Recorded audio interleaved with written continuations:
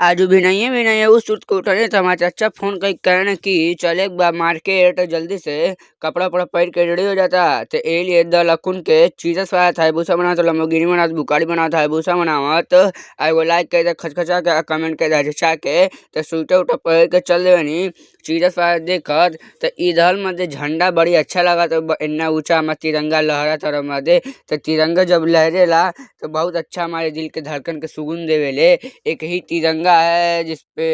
आए वतन तेरे लिए। तो हम मार्केट रोड के कह के चलिए चीरस आया था हावड़ा ब्रिज के हावड़ा ब्रिज था लेकर नीचवा से घूस घास के चल देने बहरे तो बहरे ओरे ऐनी है तब हम चीरस आया तो